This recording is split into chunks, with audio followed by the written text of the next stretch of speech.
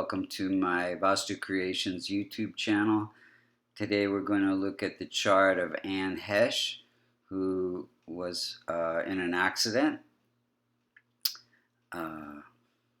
If you look to the eastern horizon when she was born using sidereal Vedic zodiac, you would see the constellation associated with Virgo rising at 25 degrees.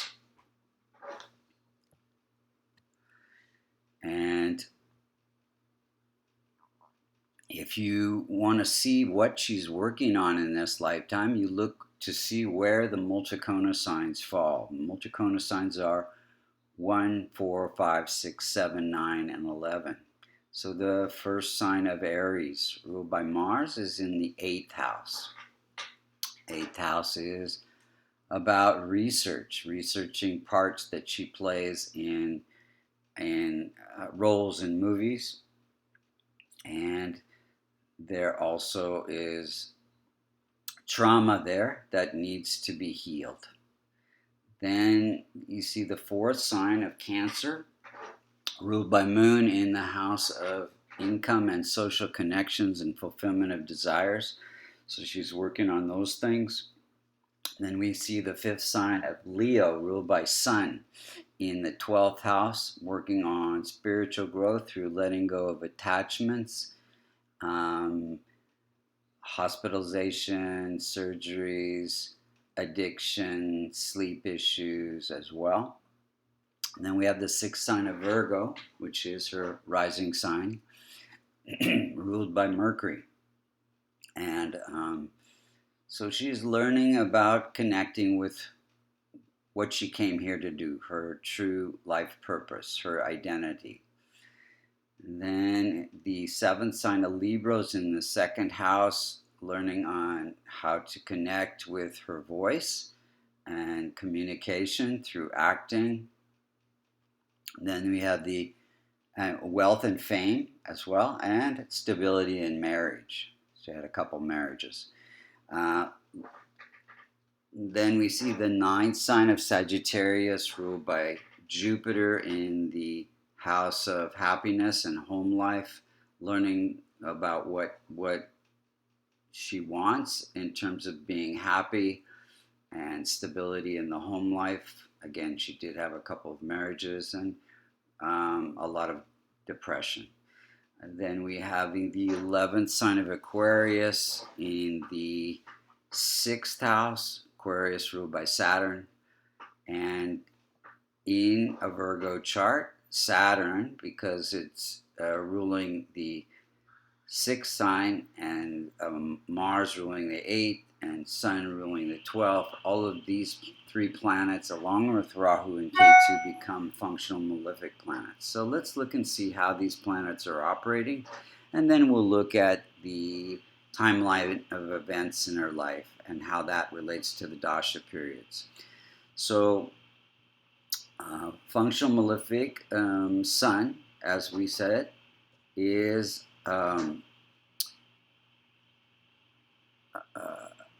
rising at 11 degrees, and it is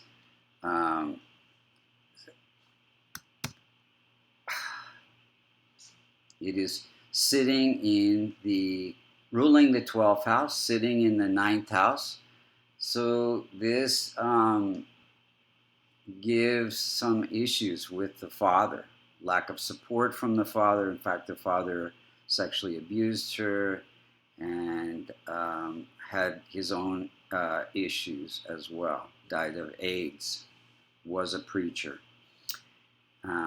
Then let's look at the moon. Moon is at 26 degrees and sitting in the 12th house. This moon is mind and emotions, so and it's ruling the house of income.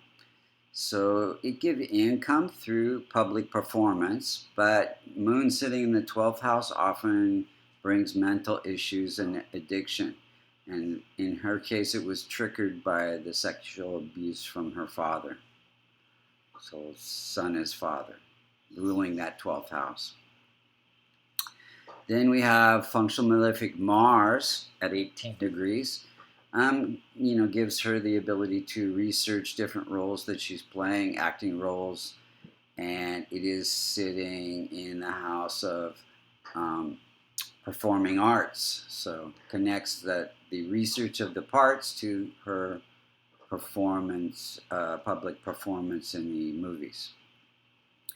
Gives her passion.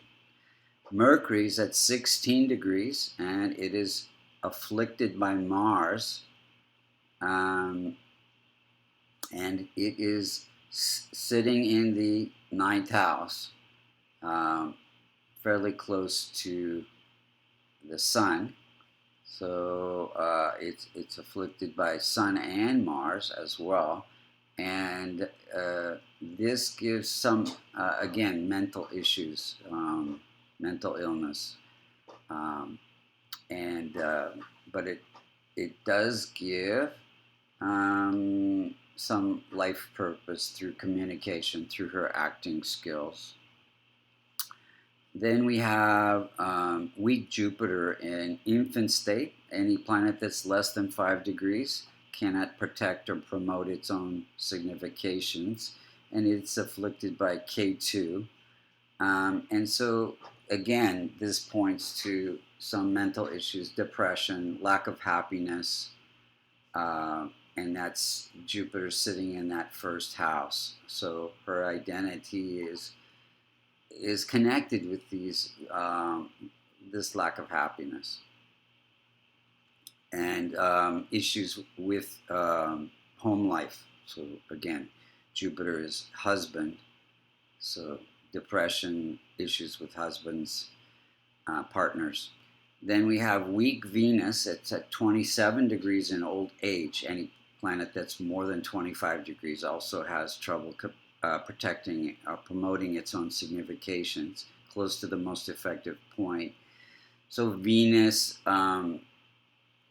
is ruling that second house of wealth and fame and stability in relationships, and it's sitting in the marriage house of partnerships.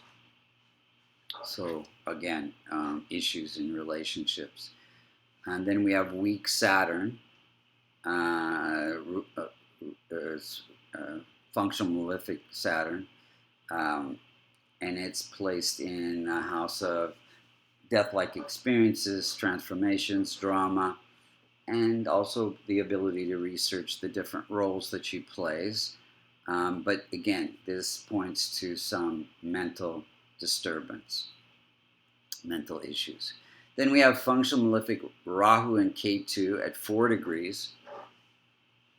K2 in the first house, giving some spiritual purpose to her life.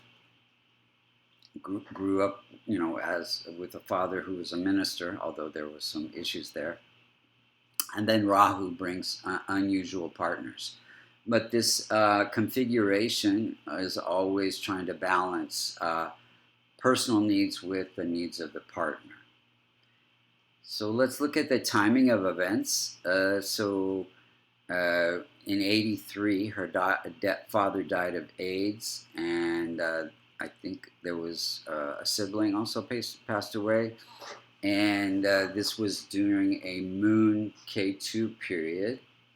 So K2 bringing unexpected events, and then moon sitting in the house ruled by Sun, which is father, causing end of life.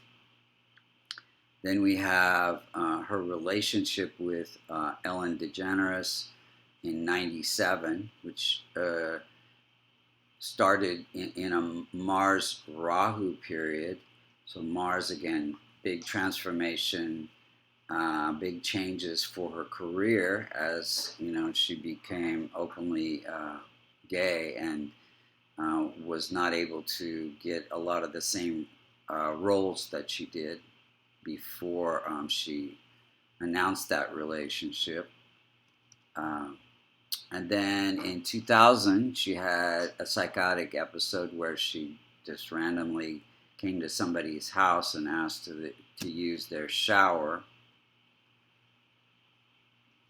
And that was a Rahu Saturn period. Saturn having some inner conflict, mental issues, health issues, and Rahu, again, unexpected events. So this is when she broke up with Ellen, so a big drama in her life and caused a nervous breakdown. Then in 01, she married during a Rahu Mercury period.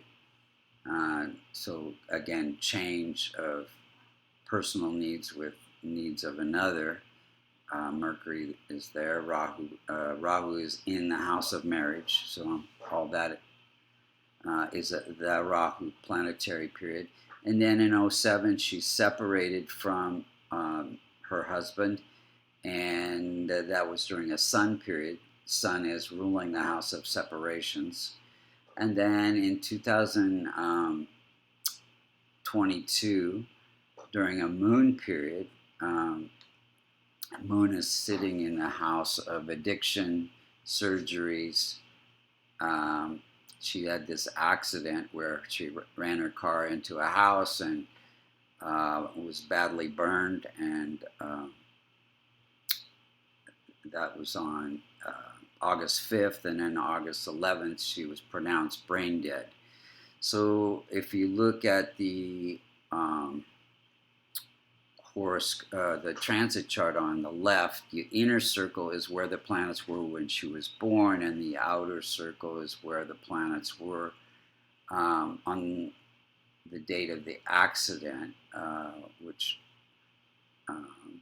before she was pronounced brain dead. Rahu and Mars were very closely conjunct in the 8th house of death-like experiences, and that is also the house of accidents. And then Saturn, causing this inner conflict, was closely aspecting K2, again giving this unexpected events to the body. Now, Rahu and Mars are very close to the most effective point on the day of the accident. So Rahu and Mars both all